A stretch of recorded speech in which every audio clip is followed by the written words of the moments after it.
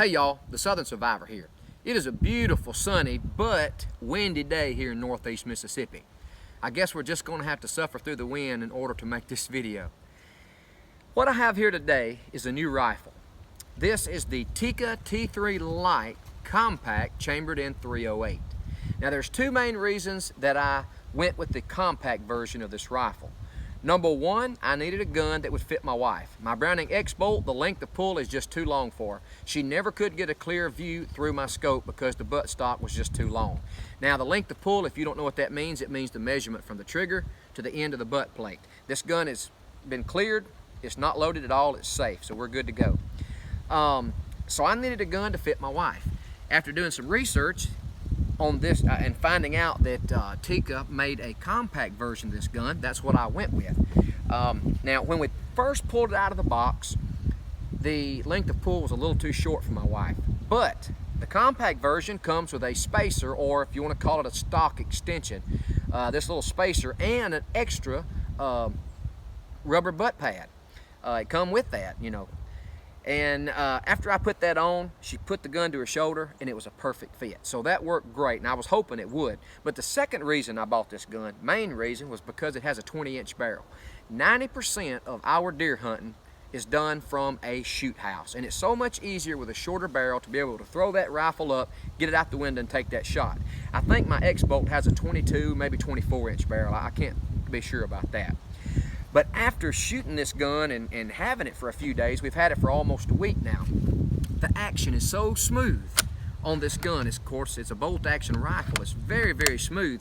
And the bolt on this gun is a lot like the Browning X-Bolt, because I don't remember the degree, but when you bring it up, it doesn't come all the way up to the scope almost and bring it back like the Remington 700 that I have does. It comes up so far and goes back, and I really like the degree on this rifle. Like I said, I can't remember the degree or angle, whatever you want to call that.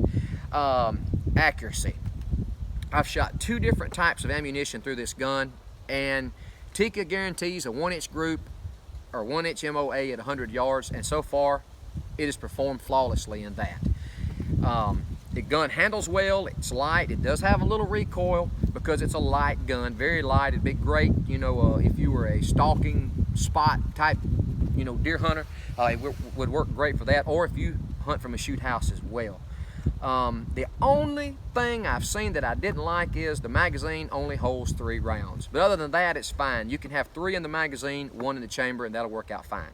What I want to do now is I want to take this gun and I'm going to shoot it at 100 yards with just cheap Federal ammunition, their blue box, 150 grain, and show you what kind of group we get at 100 yards. I have a ranged 100 yard setup here, and I just want to show you how it performs on that. And to be honest with you, I haven't seen anybody else make a review on the hunting version of this gun. There is a compact tactical version, but I haven't seen any videos on the compact hunting version of this gun, and that's mainly the reason I'm making this video today. So let's go get set up. We're going to shoot it 100 yards and see how it performs. Now remember, I'm shooting the Federal blue box. That's about a $20 box of shells.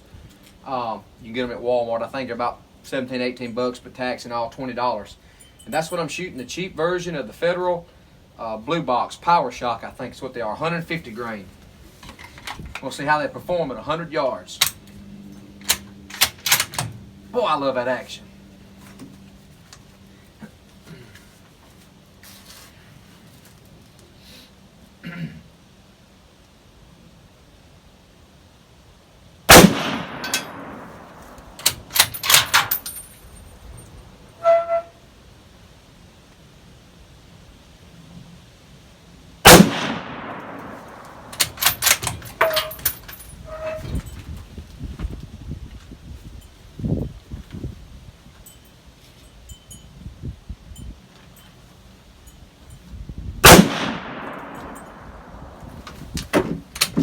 See how we did.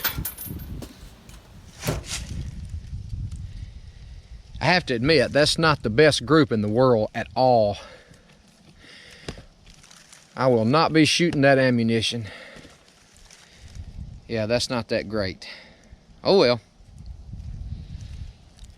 I wasn't happy with that group at all. That's the first time I'd shot that ammunition through this gun. Now the Federal Premium shoot really good groups, but that being the their cheapest ammunition, I guess, or one of the cheapest to have. It just didn't group that well, wasn't impressed with it. So I wanted to shoot something else. I have the Winchester Deer Season 150 grain. Let me shoot that and see if it does any better.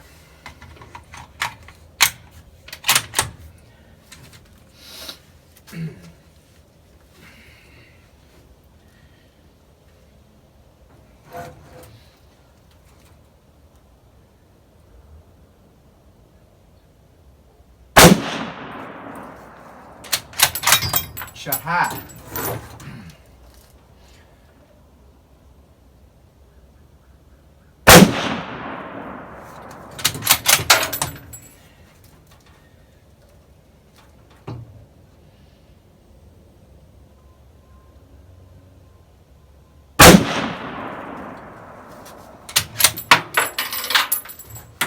Let's go see if that did any better. Well, that's a much better group. That was the first shot.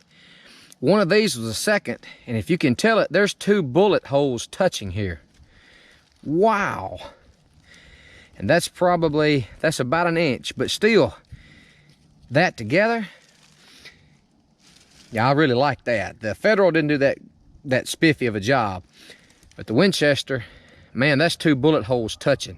I'm gonna get you a better picture of that. If you'll look closely, there's one and there's the other. Man, I think it likes Winchester better than it likes Federal. I've been shooting guns for almost 40 years now. And in my experience, there's certain guns that like certain ammunition. In this case, the cheap Federal, this gun doesn't prefer it. But the cheap Remington, cheap Winchester, it grouped well with it. And it also likes the Federal premium ammunition because it groups even better with it. That's just how it is in shooting guns. Sometimes you buy a gun, you have to find which ammunition that gun prefers. And you might buy a gun that'll shoot anything. But anyway, since I had seen no videos on the compact version of the hunting rifle, I thought I'd post that and share this with you. And maybe it answered some questions. Maybe it brings the attention to some people that this rifle is actually available. But anyway, I hope you enjoyed this video. That's all the time I have for today. Until next time, as I always say, God bless, and see y'all later.